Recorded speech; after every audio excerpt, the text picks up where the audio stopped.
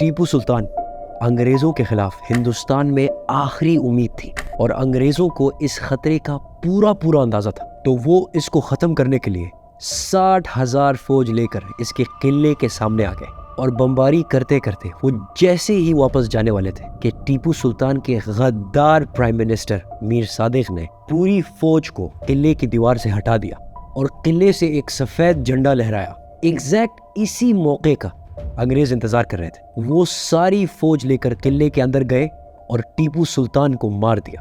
ٹیپو سلطان کی لاش دیکھ کر انگریز جنرل ہیرس نے اپنی چیف سے کہا، "Now India is ours."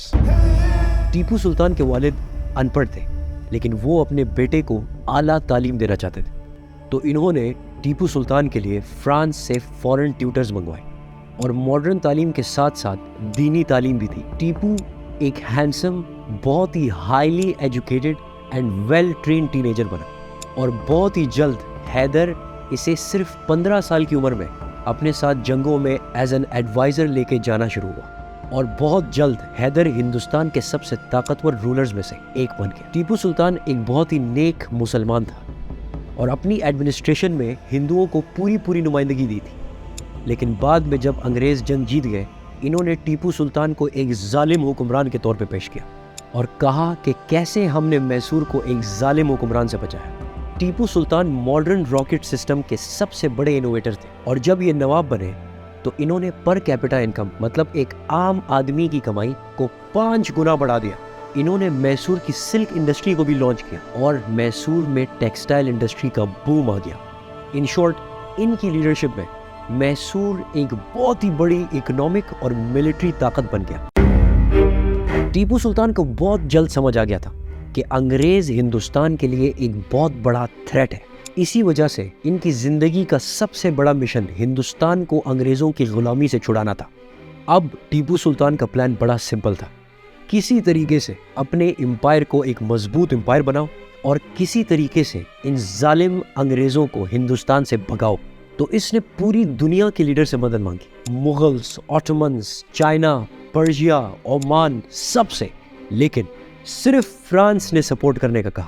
اور ایجپٹ کی جنگ جیتے ہی نیپولین نے ٹیپو سلطان کو ایک لیٹر لکھا اپنا سپورٹ آفر کرنے کے لیے۔ نیپولین فرانس کا ایک بہت ہی طاقتور ایمپرر تھا، لیکن اس کی سٹوری پھر کبھی، سو سبسکرائب۔ وہ لیٹر ٹیپو سلطان کو پہنچنے سے پہلے ہی انگریزوں کے ایک جاسوس کے ہاتھ لگا اور ان کو پتہ چل گیا کہ نیپولین اور ٹیپو سلطان ان کو بھگانے کا پلان بنا رہے اور انہوں نے ٹیپو سلطان کے خلاف ایک بہت بڑی آرمی تیار کر اور 5 اپریل 1799 کو انگریز with the help of Nizams and Marathas 60,000 فوج لے کے ٹیپو سلطان کے قلعے کے سامنے آ گئے۔ لیکن ٹیپو سلطان کے پرائم منسٹر میر صادق کو انگریزوں نے اس جنگ سے پہلے خرید لیا تھا۔ انگریزوں نے اپنے توپوں سے قلعے کے دیواروں کو تباہ کرنا شروع کر دیا۔ بہت دن گزرنے کی وجہ سے انگریزوں کی فوج کے پاس کھانا ختم ہو گیا تھا اور وہ بھوک سے واپس جانے ہی والے تھے کہ ایک دن میر صادق کی رہنمائی میں انگریزوں نے ٹیپو سلطان کے وفادار جنرل کو مار دیا اور یہ موقع دیکھتے ہی غدار پرائم منسٹر میر صادق نے ٹیپو سلطان کی پوری فوج کو اس راستے سے ہٹا دیا۔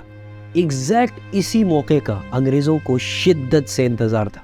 وہ فل فلیج فورسز لے کے قلعے میں گھس گئے۔ ٹیپو سلطان کے ایک فرینچ ایڈوائزر نے آ کے کہا، "سر پلیز آپ یہاں سے جائیں اور دوسرے قلعے میں پناہ لیں۔ لیکن ٹیپو سلطان نے اسے دیکھ کے کہا، "جنرل، شیر کی 1 دن کی زندگی گیدڑ کی 100 سال کی زندگی سے بہتر ہے"، اور اپنی تلوار نکال کے اپنی فوج کو جوائن کیا۔ لیکن میر صادق نے ٹیپو سلطان کو ایک بند کمرے میں لاک کر کے انگریزوں کے حوالے کیا، جس کی وجہ سے انگریزوں نے اسے شہید کر دیا۔ لیکن اس غداری کا میر صادق کو کوئی فائدہ نہیں ہوا، کیونکہ باہر نکلتے ہی ایک میسوری فوجی نے میر صادق کو بھی قتل کر دیا۔